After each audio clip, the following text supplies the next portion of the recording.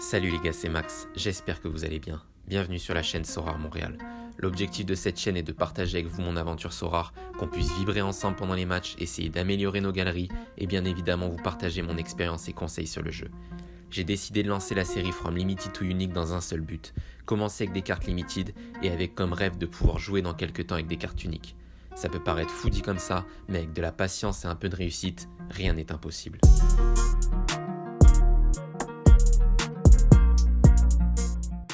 Hola, hola, hola, comment ça va les gars? Bienvenue dans l'épisode 16 de la série From Limited to Unique. Quel plaisir d'allumer la caméra et de vous retrouver pour cette vidéo.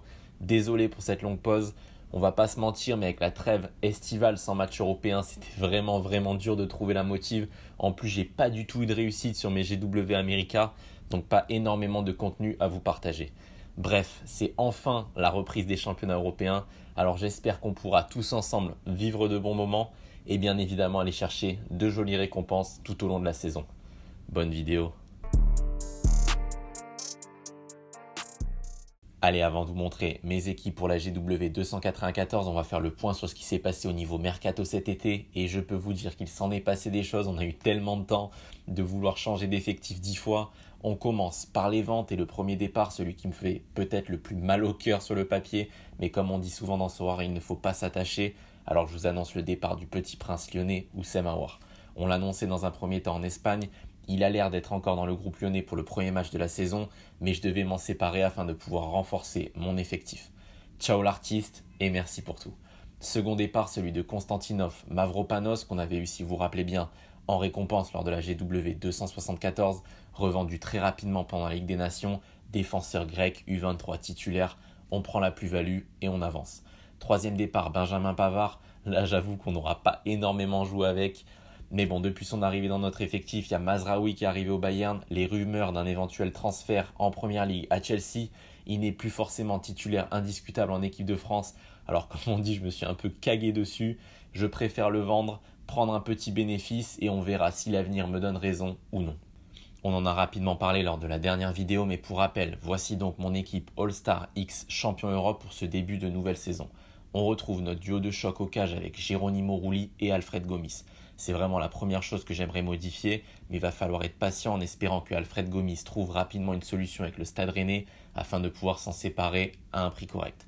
Ensuite, en défense, Lucas Hernandez et Niklas Zule. Niklas Zule qui est d'ailleurs blessé en ce début de saison, mais il devrait rapidement, dans les prochaines semaines, retrouver sa place de titulaire avec le Borussia Dortmund. Au milieu de terrain, Casemiro et Renato Sanchez, qui vient d'ailleurs de signer au PSG. Ça serait top qu'il rentre dans la rotation des milieux avec Vitinha et Verratti. Et enfin, devant nos deux fusées, le King, Kingsley Coman qui ne nous déçoit que très rarement, et Luis Diaz de Liverpool. D'ailleurs, énormément de commentaires concernant ce trade avec Leao lors de la dernière vidéo. Pour l'instant, la valeur du joueur me donne raison, en espérant qu'il nous fasse une très grosse saison. Maintenant, place à la présentation de mon équipe U23, et pour ça, je vous ai préparé une petite présentation vidéo quali. J'espère que ça vous plaira.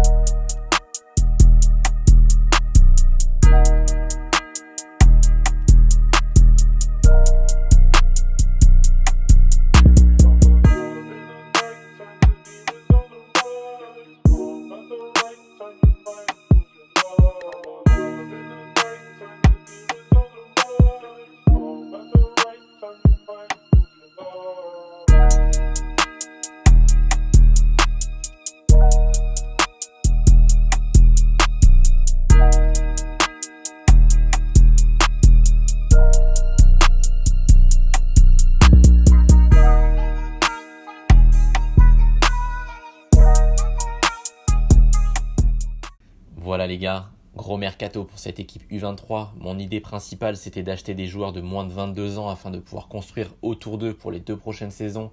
On va bien évidemment peaufiner tout ça dans les prochaines semaines, mais je suis assez content de l'équipe comme elle est actuellement. On va pouvoir vibrer à partir de vendredi et c'est bien ça l'essentiel. Dites-moi ce que vous en avez pensé en commentaire. Quels sont les joueurs que vous auriez aimé voir dans cette équipe U23? Bien évidemment, si vous pouvez éviter de me dire Kylian, Haaland, Vinicius, parce que moi aussi j'aimerais bien les voir, mais malheureusement c'est un souci de budget. Dites-moi également comment vous vous sentez à quelques jours de la reprise des championnats, car personnellement je suis ultra hype, donc j'ai vraiment hâte que ça reprenne. Allez, c'est parti pour la présentation de mes deux équipes pour cette GW 294. On commence comme d'habitude par notre équipe All-Star avec dans le but Brad Stuver, le gardien d'Austin. En défense, Lucas Hernandez pour ce match d'ouverture contre Francfort. Capitaine, ça sera Rudy Camacho qui sera accompagné de son coéquipier de Montréal au milieu, Victor Wanyama. Montréal qui recevra d'ailleurs l'Inter Miami ce samedi. Et enfin devant, notre technico, Luis Diaz qui se déplacera à Fulham avec Liverpool. Passons maintenant à notre équipe U23. Dans le but, ça sera mon gars Martin. Je préfère dire juste Martin les gars parce que son nom de famille il est trop compliqué, je vais l'écorcher à chaque vidéo. Donc Martin, ça suffira. En défense, Evan Dika qui recevra le Grand Bayern. J'espère qu'ils n'en prendront pas un plein saut pour ce match d'ouverture. Au milieu de terrain, Enzo Lefebvre qui se déplacera à Rennes pour ce derby breton. Capitaine de cette équipe, le milieu brésilien de l'OL, Tété. Je sais pas pourquoi, mais je le sens mais super bien. J'ai vu quelques vidéos des matchs de préparation, il était très en jambes. En plus de l'opposition qui est plutôt favorable contre Ajaccio à domicile, c'est pourquoi j'ai décidé de le mettre capitaine pour ce premier match. Et devant, Moussa Diaby dit le crack.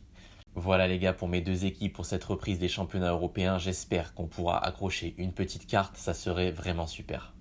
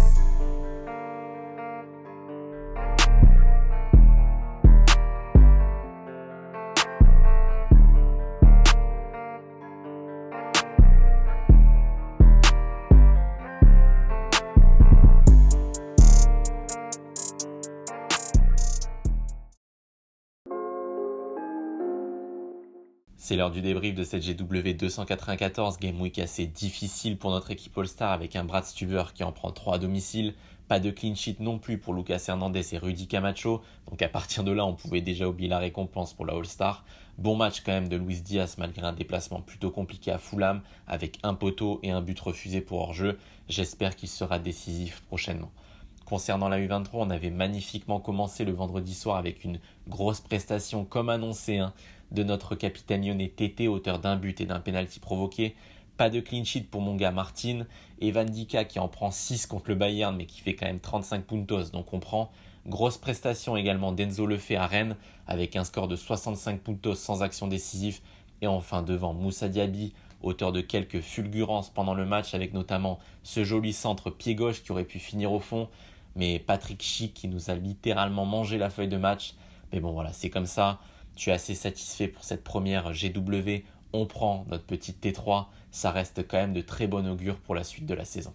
Allez, on se retrouve sur l'application pour aller chercher notre petite récompense. On aura donc terminé 927e avec 313 puntos sur la U23, ce qui nous permet donc d'obtenir une petite T3 des familles et ça fait plaisir.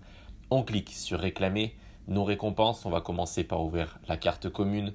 Ça sera donc un Canadien, attaquant, Whitecaps, Lucas Cavallini. Bienvenue à toi. Allez, découvrons le plus important, notre petite T3 U23. Ça sera donc un japonais, défenseur. Je connais pas ce logo. Ayuma Ohata, bienvenue à toi mon grand. C'est ma première carte Asia les gars, donc peut-être c'est pour m'attirer dans le championnat Asie, mais ça ne sera pas le cas malheureusement. On va quand même aller directement sur Solardata pour regarder la valeur de cette carte. Et ça sera un bon 5 $. Bah écoutez, franchement, on prend. Si on est amené à toucher une carte chaque semaine, franchement, je signe directement. Voilà les gars, j'espère que la vidéo vous aura plu. En tout cas, c'était un plaisir pour moi de vous retrouver après cette petite pause. J'espère que vous avez performé de votre côté sur cette première GW. Comme d'habitude, n'hésitez pas à commenter avec vos résultats. N'hésitez pas également à liker et vous abonner. Si ce n'est pas toujours le cas, ça fait vraiment plaisir et ça permet de mettre en avant mon contenu. Sur ce, on se dit à la semaine prochaine pour un nouvel épisode. Ciao!